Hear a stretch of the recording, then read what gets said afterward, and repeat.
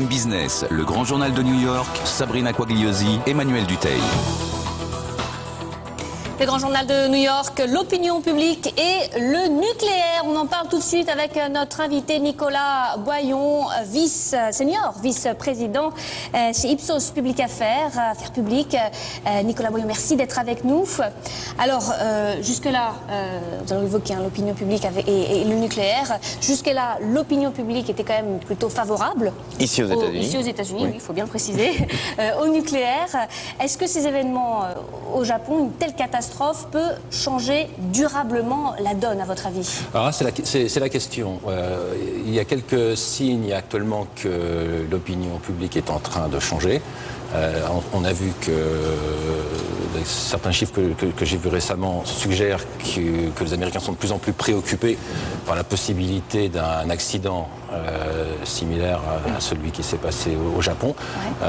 Je pense que le niveau de préoccupation va probablement s'accroître au cours des jours qui viennent, entre autres parce que maintenant on apprend que je crois une vingtaine des 100 centrales américaines sont construites sur le même modèle que celle de Fukushima.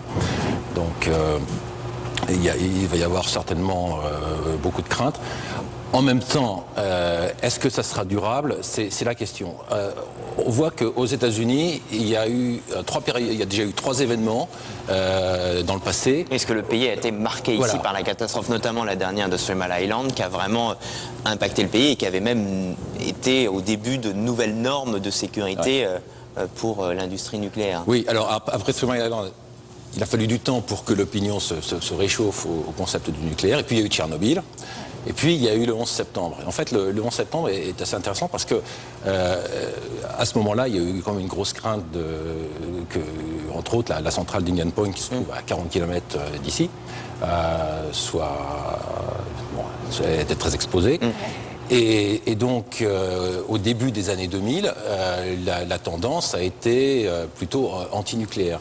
Et puis, au fur et à mesure, avec le temps, en fait, l'opinion publique est devenue de plus en plus pro-nucléaire. Et en fait, elle ne l'a probablement jamais été autant qu'il y a quelques semaines. Ce qui fait que même d'un point de vue politique ici, on arrivait à un très très fragile consensus qui pouvait peut-être laisser penser que Barack Obama, qui lui est un fervent défenseur de l'industrie nucléaire, allait pouvoir peut-être reconstruire des centrales, puisque depuis cet accident de Three Mile Island, pas une seule centrale n'était construite aux États-Unis. Oui, alors en fait, il faut voir le contexte. C'est que ici, le nucléaire, au cours des dernières années, a été vu comme une réponse à 2 préoccupations majeures. La première, c'est l'indépendance énergétique. C'est un sujet de préoccupation très important pour les Américains. Et c'est une aspiration qui pourrait avoir beaucoup de conséquences. Et c'est vu dans le contexte international, dans le contexte de la dépendance au pétrole du Moyen-Orient. Et donc, en fait, le nucléaire était vu sous cet angle-là. Et puis, d'autre part, il y a le prix du pétrole. Et c'est quelque chose de... Bon, c'est important partout. On a vu que c'est quelque chose qui touche tout le monde. Ça touche les Français de la même manière. Et là, depuis 2-3 mois, les prix à la pompe ont augmenté, le prix du fuel domestique a augmenté. Et on a vu qu'au cours du dernier mois, par exemple, l'indice de confiance des consommateurs américains avait en fait baissé. Et l'une des raisons principales, c'est la hausse des... Et paradoxalement, c'était un bon argument pour les pro-nucléaires, voilà, puisque ça permettait de développer... Tout à fait. Alors, reste à savoir si donc... ça va dépendre de l'évolution de la situation au Japon. Par le passé... Mais vous pensez que l'idée de sécurité, qui est, semble-t-il, l'idée aujourd'hui première, on voit à travers des médias américains qu'il y a une inquiétude très forte, notamment des Américains sur les côtes californiennes, le principal producteur d'iode ici aux États-Unis est en rupture de stock, et il y a malgré tout un climat de peur, je pense qu'on peut le dire ainsi, à Hawaï, en Alaska et en Californie. Vous pensez que ça peut, avec votre œil de sondeur expert de la société américaine, Nicolas Boyon, ça peut impacter durablement et changer la donne? Alors, durablement, ça va dépendre en fait d'autres événements qui pourraient avoir lieu à l'avenir. Je voudrais quand même, pour placer les choses dans leur contexte, je voudrais vous citer une étude qu'on a réalisée l'année dernière au mois de mai, en plein pendant la marée noire dans le golfe du Mexique. Et à ce moment-là, on aurait pu penser que les Américains étaient en très grande majorité opposés au forage de puits de pétrole ou de gaz en haute mer au large des côtes américaines. Ben non, ce n'était pas le cas.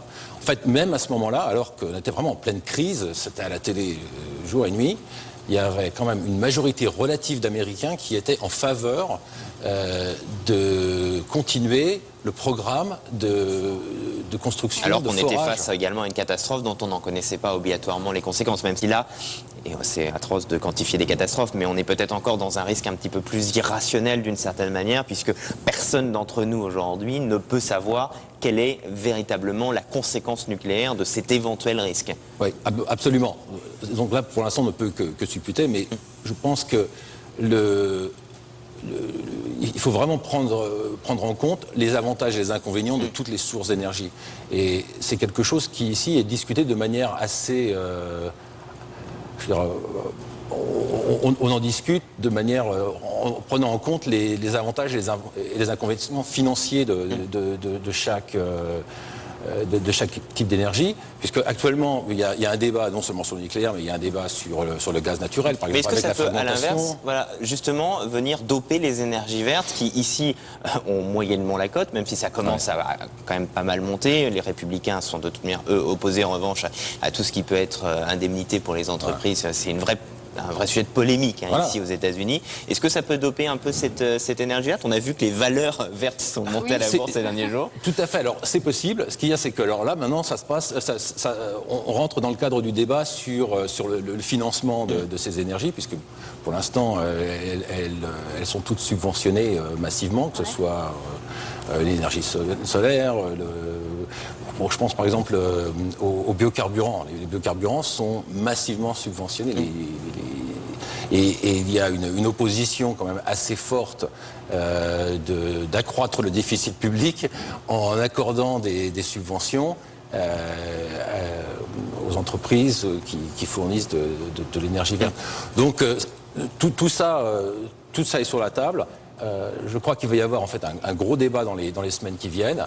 Mais tout ce que je peux dire sur l'avenir du nucléaire, c'est que par le passé, après chaque crise, il y a quand même eu un retour. Ça ne sera peut-être pas le cas cette fois-ci. Eh bien, on surveillera ça. Merci beaucoup, Nicolas Boyon, senior vice-président d'Ipsos Public Affaires, ici aux États-Unis. Vous restez avec nous, c'est le Grand Journal, ici en direct de New York.